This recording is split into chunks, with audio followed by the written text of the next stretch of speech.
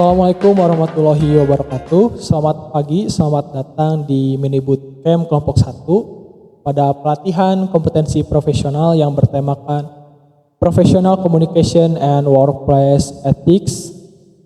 Perkenalkan, saya Ramansyah Surana dari kelompok 1 sebagai pemateri dari materi kali ini, yaitu Effective Workplace Communication.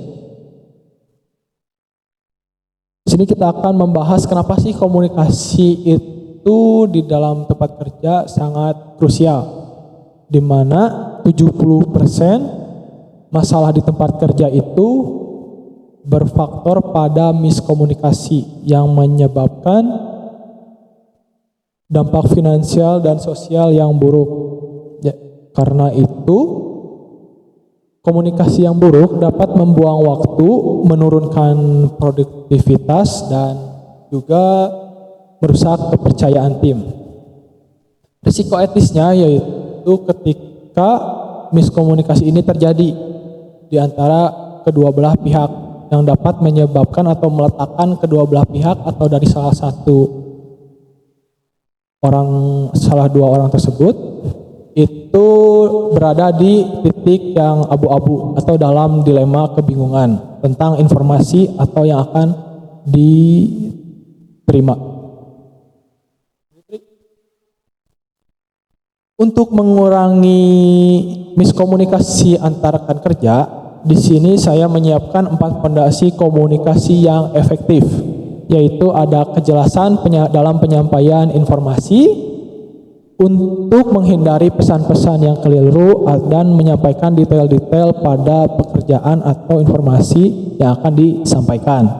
Lalu ada mendengarkan aktif, yaitu fokus pada lawan bicara, atau ketika rapat kita itu mendengarkan instruksi yang disampaikan atau informasi yang disampaikan secara jelas tanpa memotong atau menyanggah, dan gunakan media yang baik seperti media komunikasi, gunakan tatap muka atau telepon atau video call untuk penyampaian informasi yang sensitif, dan gunakan email atau chat sebagai laporan rutin harian. Dan gunakan bahasa tubuh, jaga nada bicara, kontak mata, dan bahasa tubuh agar pesan dapat diterima dengan baik oleh lawan bicara kita. Nah, di sini kita akan menavigasi dilema etika, yaitu tentang studi kasusnya keterlambatan pengiriman proyek di tim terlambat 3 hari karena kesalahan internal. Namun atasan menyuruh proyek tim ini menyampaikan kepada klien itu bahwa kendala ada di pihak mereka. Langkahnya untuk mengidentifikasi atau kerangka solusinya yaitu ada yang pertama, identifikasi. Menolak kebohongan karena kebohongan itu dapat memanipulasi informasi yang dapat merusak integritas profesi. Yang kedua, ada dampaknya dari berbohong, yaitu akan menghancurkan kepercayaan dalam jangka panjang jika fakta yang disembunyikan terungkap. Dan solusinya yaitu solusi alternatifnya yaitu kita menyusun atau menyampaikan pesan secara konkret dan untuk diberikan kepada klien atas mengapa sih proyeknya terlambat dalam pengirimannya, dan aksinya yaitu berdiskusi kepada atasan untuk bagaimana sih cara menyusun pesan yang baik kepada klien dikarenakan proyek terlambat. Nah, di sini ada kesimpulan. Yang pertama, ada prinsip utamakan kejujuran daripada memanipulasi informasi yang dapat berdampak buruk pada jangka panjang. Komitmen tim yaitu selesaikan perbedaan pendapat dan hargai perbedaan pendapat atau instruksi yang menyebabkan kebingungan secara kolaboratif dan bukan konfrontatif. Dan yang poin ketiga yaitu pertumbuhan diri. Jadikan kritik sebagai peluang belajar dan kita harus mengevaluasi sebagai perbaikan tim bersama.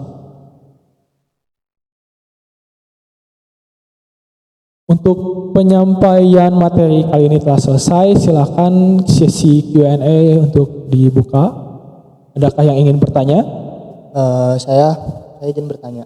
Boleh. Saya perkenalkan, nama saya M. Jidan Darmawan. Izin bertanya, apakah komunikasi yang buruk selalu menjadi penyebab utama kegagalan sebuah proyek?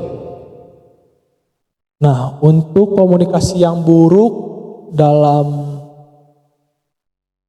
penyelesaian proyek yang dapat menggagalkan sebuah proyek merupakan salah satu penyebab penting. Tapi masih ada faktor lain yang dapat menyebabkan kegagalan proyek ini terjadi, yaitu di mana pada tahap awal adanya manajemen perencanaan yang kurang baik, lalu sumber daya manusia yang tidak memadai, kompetensi yang kurang dalam SDM tersebut, dan komunikasi yang dibangun di dalam divisi atau tim di proyek tersebut itu buruk. Sehingga solusinya komunikasi yang baik itu harus dibuat dan dilatih pada tim tersebut untuk mencapai keberhasilan proyek dan mengurangi risiko-risiko kegagalan proyek. Apakah jawabannya cukup? Sudah cukup. Baik, terima kasih atas pertanyaannya Zidan, cukup bagus. Mungkin materi kali ini telah selesai. Terima kasih rekan-rekan atas perhatiannya. Sekian dari saya sebagai pemateri. Wassalamualaikum warahmatullahi wabarakatuh.